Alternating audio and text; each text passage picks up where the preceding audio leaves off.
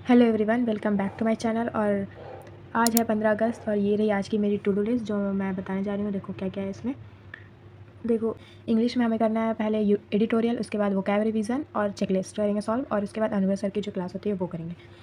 और कॉन्स में मैंने रखा है आज कंप्लीट अर्थमेटिक की क्लास, जो कि मैंने आधा कवर कर लिया है। अब 3 घंटे का अप्रॉक्स होगा वो लेक्चर, वो करना है और चेकलिस्ट करना है। फिर हम सेक्शनल मॉक देंगे एक, और रीजनिंग में है मिसलेनियस के क्वेश्चन प्रैक्टिस करना है। और पजल्स ज़्यादा नहीं रखे मैंने, 20 सेट ऑफ पजल्स करेंगे और उसके बाद चेकलिस्ट सॉल्व करेंगे और फुल लेंथ मॉक है।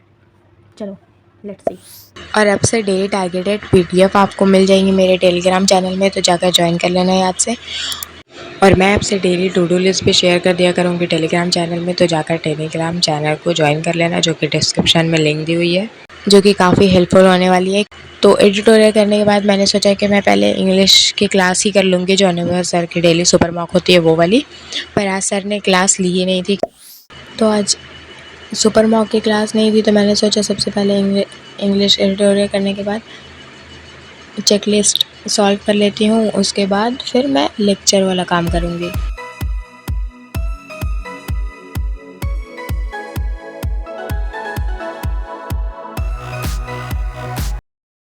तो ये थी आज की वो कैब जो मैंने नोट डाउन कर लिया है। मैं अगर न्यू आता है वो कैब तो ही मैं नोट डाउन करती हूँ। बहुत सारे ऑलरेडी नोट डाउन है जो कि मैं वीक पे एक बार तो एटलीस्ट करती हूँ रिवाइज़।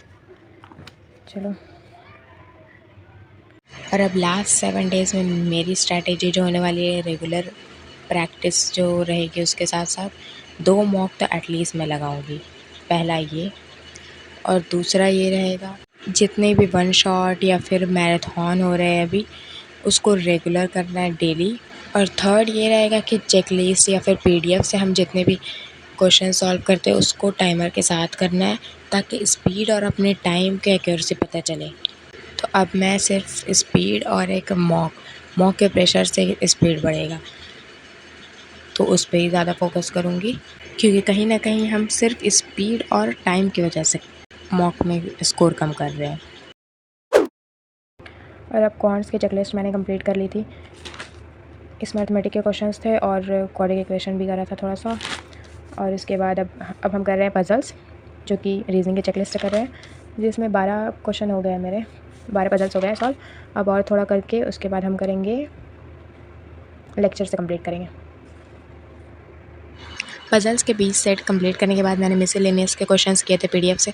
उसके बाद मुझे सेक्शनल मॉक भी देना था रीजनिंग का, पर वो नहीं हो पाया था आज, क्योंकि मुझे एसबीआई क्लर्क और आईबीपीएस क्लर्क दोनों का फॉर्म फिलअप करना था आज।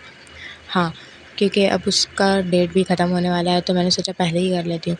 और अगर आपने नहीं फिल किया तो वो कर लेना, क्योंकि 21 और 26 दोनों का लास्ट डेट है अप्लाई करने का, तो आप वो कर लेना। वो करते करते रात हो गई थी फिर। और जो आज मैंने फुल मॉक दिया था उसका मैंने लास्ट में स्कोर ऐड किया है, वो देख लेना। देखो, आज मॉक दिया और तुम्हारे कम मार्क्स आए, फिर कल तुम मॉक दोगे और सोचोगे कि अचानक से मार्क्स बढ़ जाएंगे, तो ऐसा नहीं होगा। पहले तो तुम्हें और ये देखना है कि कौन से सेक्शन और कौन से पर्टिकुलर चैप्टर तुम्हारा वीक है या फिर उस पर स्पीड कम है, और फिर उस पर वर्क करना है तुम्हें। और अभी बज रहे हैं लगभग रात के 9 बज रहे हैं। और ऑलिव बोर्ड का लाइव मॉक था जो कि मैंने अभी अटेम्प्ट किया था। तो ये रहे मेरे स्कोर, आप भी दे देना। ये 17 तक लाइव है। और इसका स्कोर था मेरा 43, जिसमें मैंने 62 अटेम्प्ट किया था, 47 मेरे करेक्ट हुए थे। और उसको करने के बाद मैंने अनुभव सर की 3-4 दिन पहले की सुपर मॉक कर ली थी, क्योंकि मुझे लगा कि इंग्लिश की क्लास अभी तक नहीं हुई, तो वो कर लेते पहले। और उसके बाद फिर मैं फॉर्म फिलअप करने चली गई।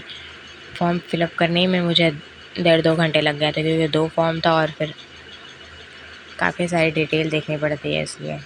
सो आज की टू डू लिस्ट के हिसाब से मेरी ऑलमोस्ट सब चीज़ें कवर हो गई थी, बट सेक्शनल मॉक नहीं हो पाया था, क्योंकि वो भी हो जाता अगर फॉर्म नहीं फिल करते तो, बट फॉर्म फिल करना था क्योंकि मुझे लगा कि आज ही टाइम दे देते इसको।